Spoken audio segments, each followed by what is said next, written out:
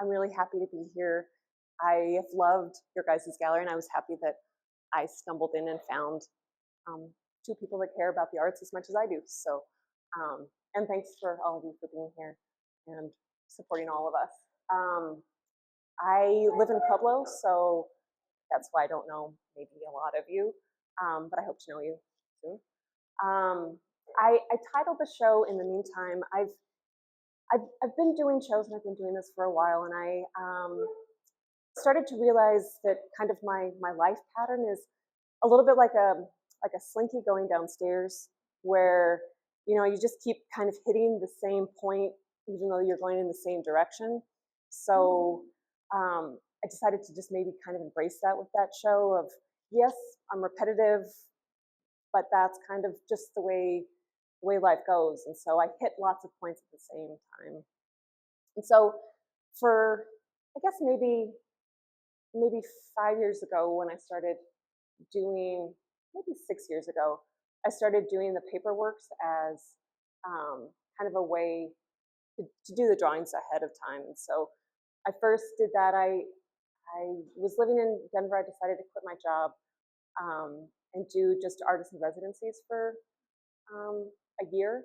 And so I did one in Wyoming, one in Trinidad, Colorado, and then one in Taos. And so they were for Americans.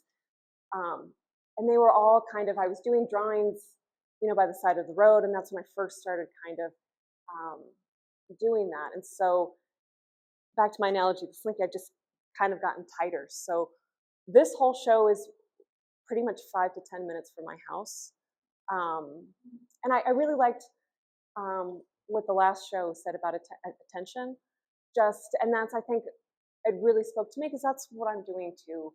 And taking the attention and in a kind of more mundane way of things that are close to my house, and kind of repetitive of finding that subtle surprise that exists just in the everyday. And so I think there's 3 of them.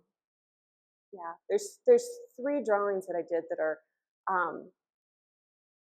3 blocks from my house. I live right on the Arkansas River, and so there's bridges there. And so I draw in my car, so just keep all of my stuff in the car. I just do it in the morning, kind of as kind of like a morning meditation, just a way of let's do this, let's find something. And it's amazing how surprising things are when you do pay attention. And something that seems like nothing is sometimes really, really surprising. So, and then some of them too are from the same street, just looking opposite ways. And then some of them are more of the landscape. So a lot of them are Highway 96, if anybody knows that, 10 minutes from my house. And I walk my dog, do a drawing, and then kind of come back. And then I do them all kind of in monotone, so that when I'm in the studio, I can just have fun and not have to be tied to anything. I can do whatever, because I'm making a painting.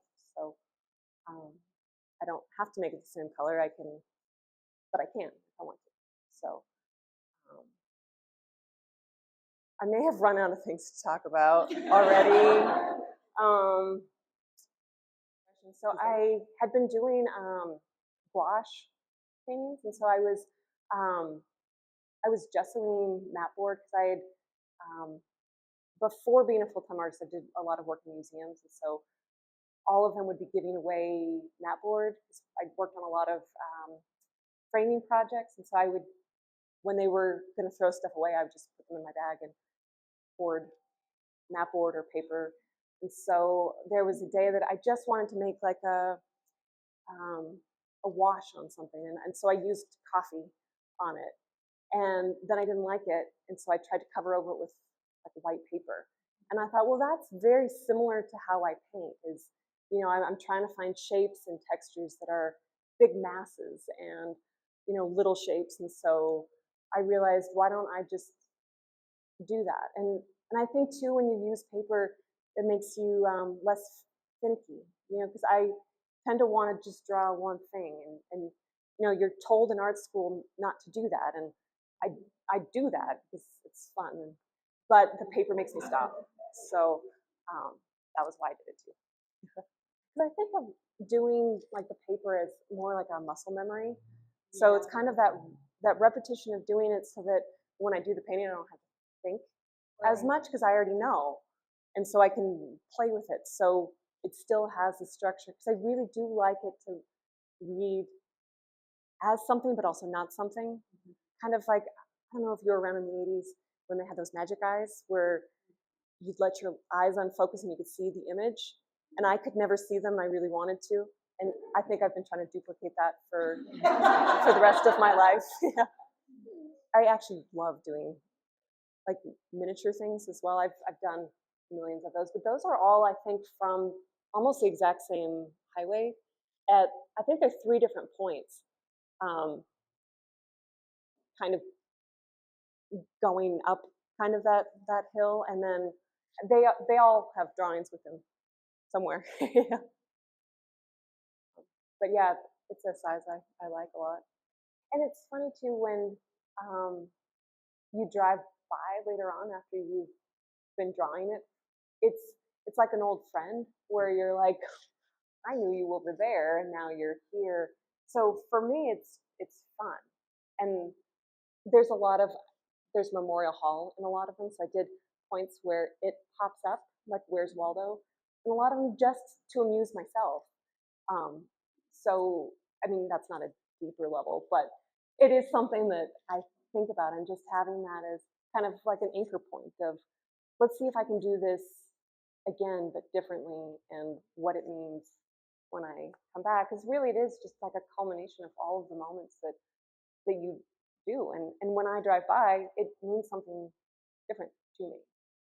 And I almost see my drawing when I go by them again, or kind of what I would have done differently too. A lot of the time. I mean, I think that's a good point where the land does meet the sky, and you can kind of get that point. Because I for a while too, I was trying to make a painting that looked like, when you put a taco this way, and so the top of the shell is the sky and the clouds, and then it goes all the way back to where like the horizon line is, and then it comes forward with the land. Because I thought that's kind of how I feel when I'm in that expansive landscape of it's above me and it's all the way around me, and so that's kind of why I like it, and I'm drawn to those kind of places. Yeah. So I've been making my own paint from like a pigment and chalk with different types of oils. So some of it is really thinned down. Some of it I use like a cloth and rub into it, and then some I use with like a palette knife. And so I'm mostly using like a walnut oil or a poppy oil, and some of it is it's just straight paint. I mix it up. So that's the really chunky bits. I didn't, because part of it, I wasn't really trying to make a thick texture. I was really going more for the color than I was the texture, and it just happened that they just kept getting chunkier, or I thought it looked better thicker. Thank you.